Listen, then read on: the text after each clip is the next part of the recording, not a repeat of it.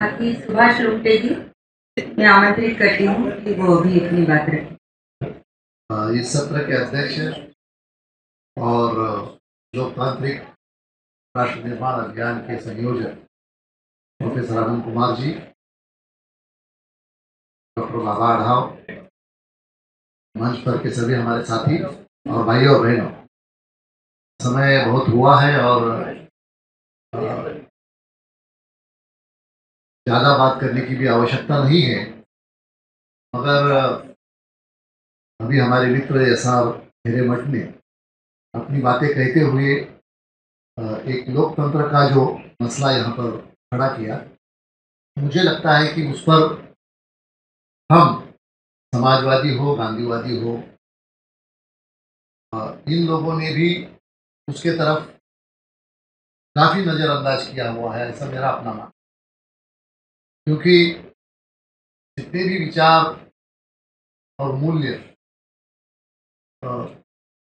संविधान के माध्यम से जिसका जिक्र हम बार बार करते हैं, वो आज़ादी के पहले हो सकता है कि हम बातों में उसका जिक्र करते होंगे, मगर समाज उससे बिल्कुल बेदखल था, ऐसा मैं मानता हूँ।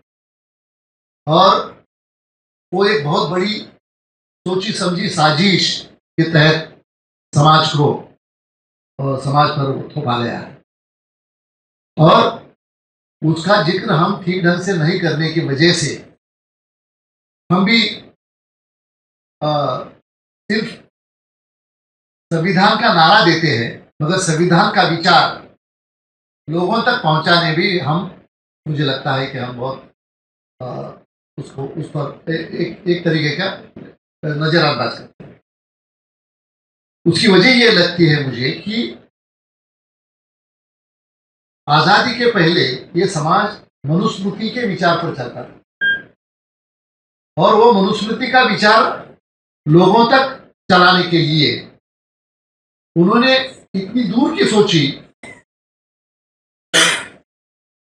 कि वो विचार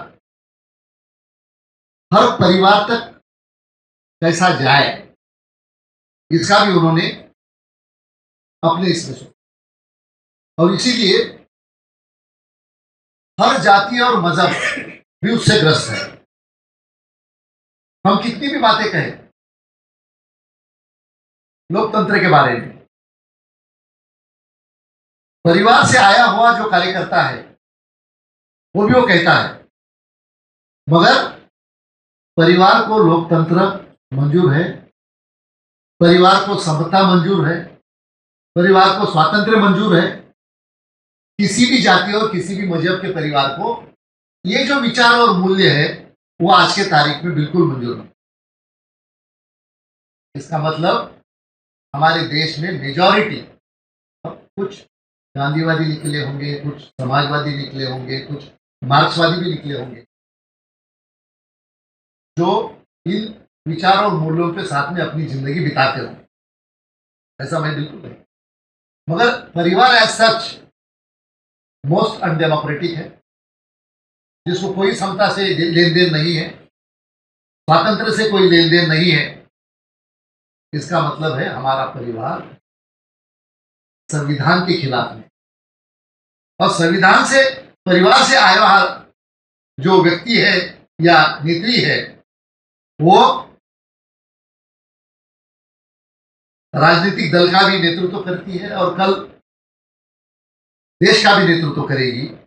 तो मुझे लगता है कि इस पर जितना गहराई से सोचने की जरूरत है वो सोचा नहीं जाता, और हम सब मिलकर जो परिवर्तन के सिपाही खुद को मानते हैं, उन पर भी हो सकता है कि ये आरोप भी किसी को लगे, मगर मनुस्मृति के ही जागरण में हम ज्यादा जिए, उस पर गौर करते हुए। और ये इसलिए मैं कह रहा हूं कि मैं हमेशा टीका टिप्पणी या क्रिटिसिज्म खुद से शुरू करता हूं।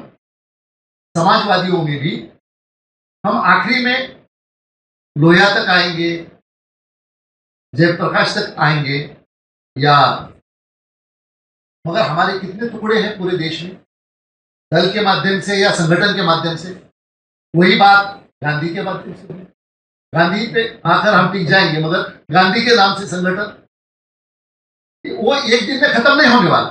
और ये गांधी, अंबेडकर, समाजवादी और गांधीवादियों तक सीमित नहीं है, अंबेडकर के लिए भी वही है, मार्क्स के लिए भी वही है। अरे मार्क्स तक आकर सब जितनी भी गुट है मार्क्स को आकर वहां पर आकर रुक जाते हैं। अंबेडकर में का भी वैसा ही है। और मुझे लगता है कि उसके लिए सोच जो वर्चस्ववादी सोच है, मेरा ही आपने सुनना चाहिए, वो जो सोच है, मुझे लगता है कि उस पर हमको गौर करना चाहिए। एक दिन ये खत्म नहीं होने वाला, ये मुझे मालूम है, मगर कम से कम, और हमने ये सोचा भी नहीं होगा कि भाई आरएसएस को मानने वाला कोई दल सत्ता पर काबिज होगा, मगर 10 साल से है, कब निकल जाएगा मालूम नहीं।